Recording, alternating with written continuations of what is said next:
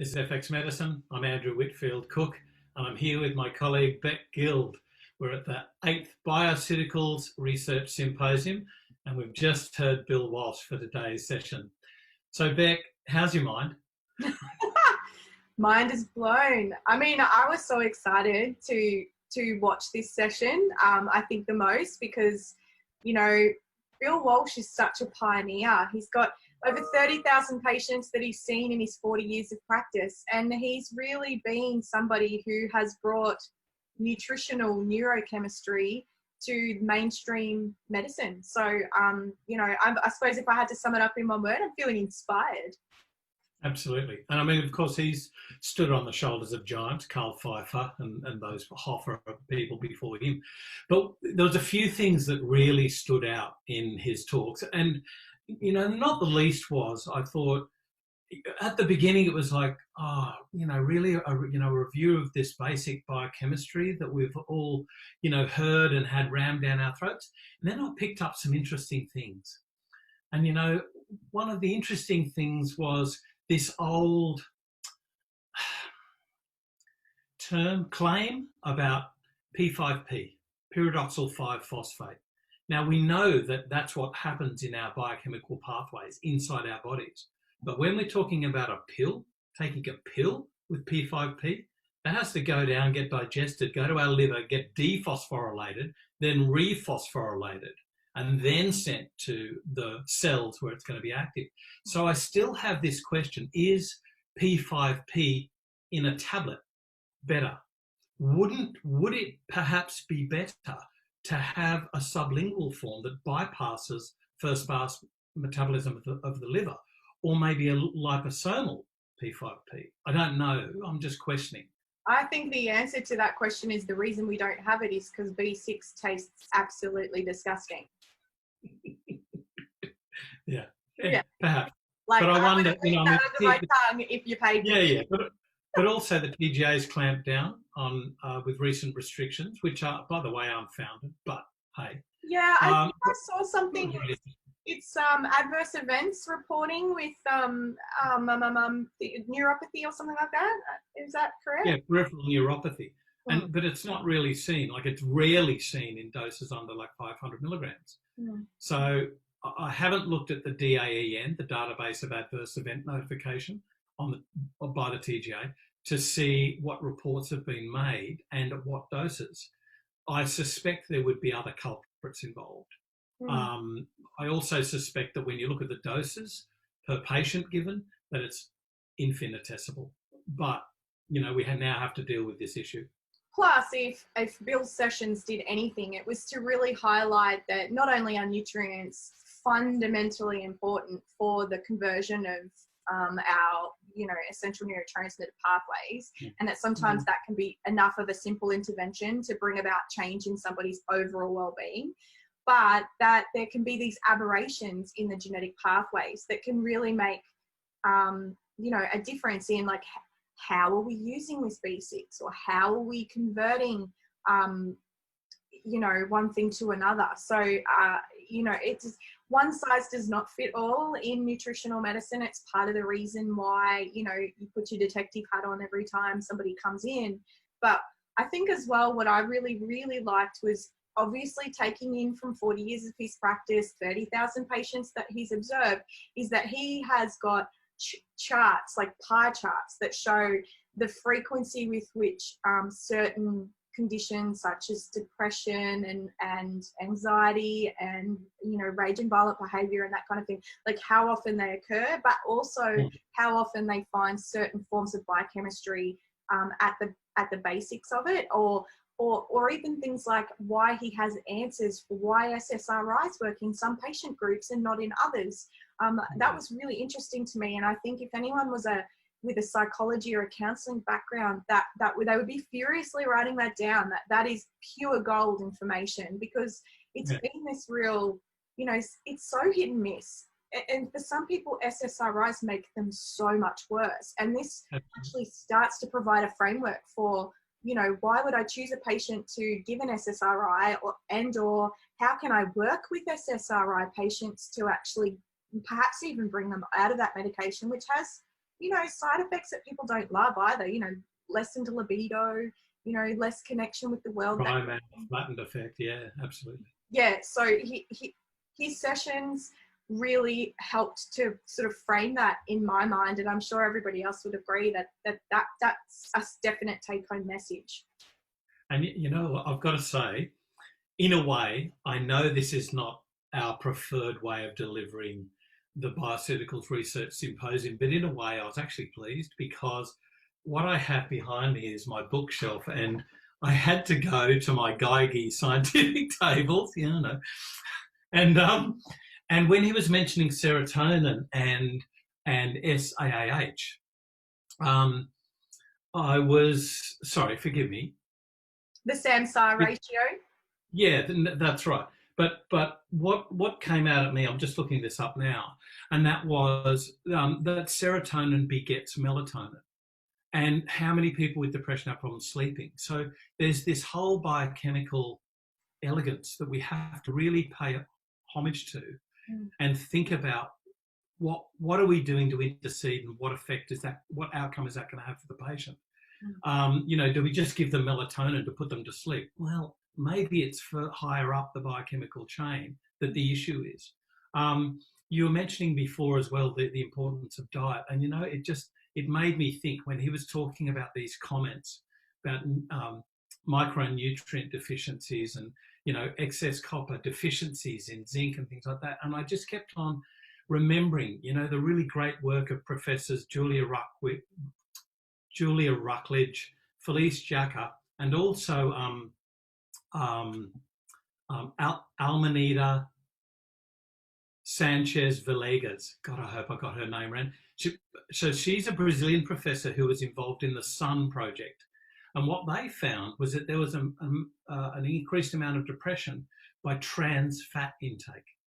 So it's really interesting. We talk about minerals, but what about the other nutrients, the nutrient makeup of their diet? Well, the pathways is just one part of the answer, isn't it? You still got to have healthy cells that come into contact with each other and can transfer messages from one place to the other. And that's where that story about fats really comes in. Yeah.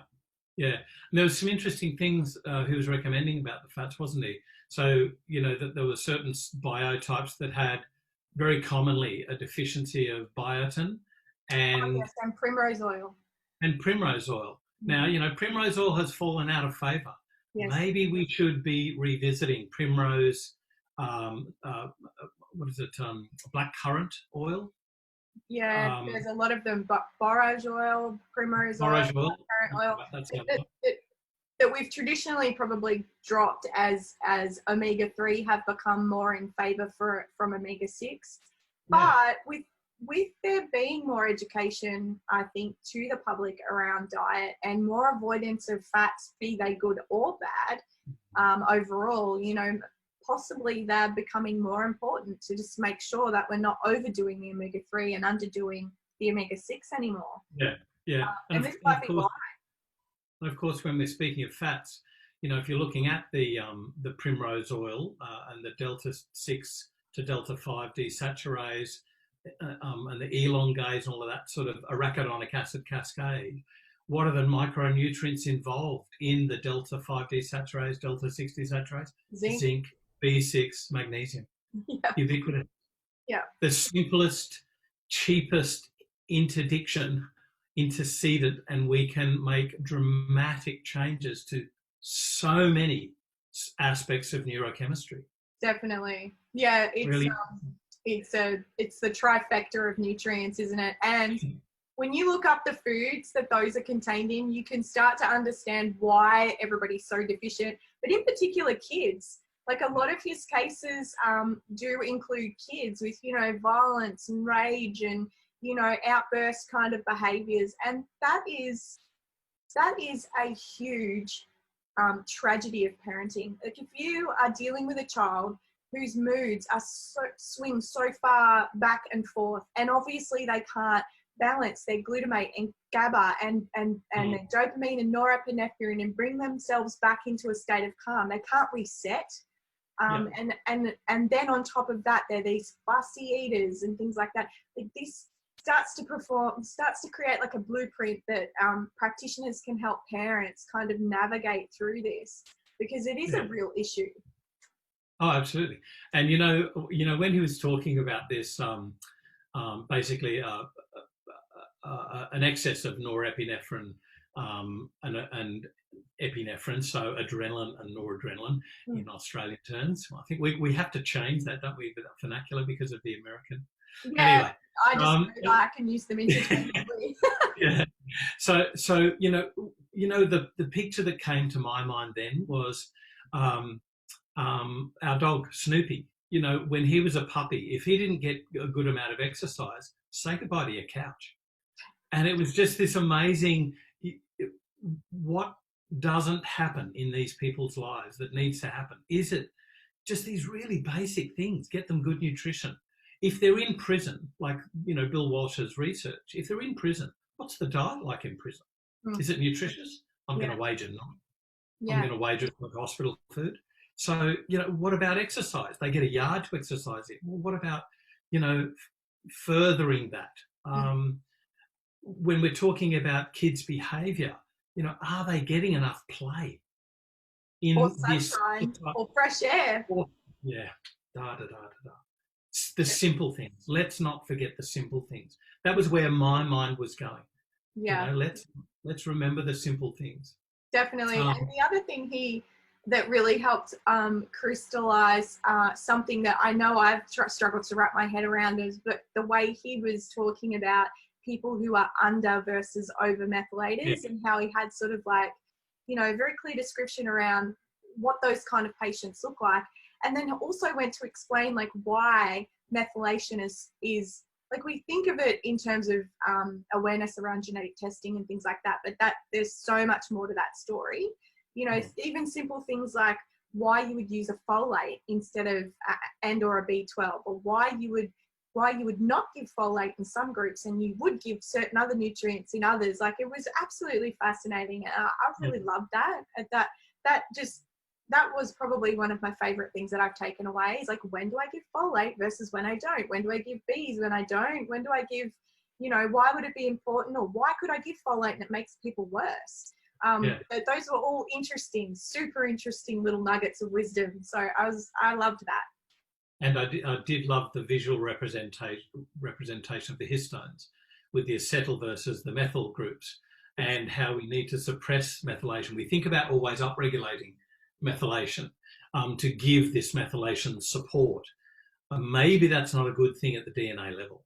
Maybe we need to think about suppressing methylation so that we keep the genes in check. I must admit, thank goodness this is in video and I can go back and watch that section. Yes, absolutely. I mean, this is the thing that I took from. No expert in DNA, and I was like, hang on, what? So what was another thing? Lead. Now, this is a bit of a topic at heart, because I've spoken to lead.org, and forgive me, her name escapes me, a really lovely, exceptionally intelligent lady who I spoke with at the biological building biologics conference. And he was talking about the case histories, and forgive me, I think it might have been Robert, the case history of Robert, who had lead toxicity. And he was renovating his house. Yeah, and that's right. And despite the attending hospital physician initially mistrusting what he was saying, when he did his own tests, thank goodness he did his own test. Now, how many doctors don't? How many doctors refute what you say and don't test?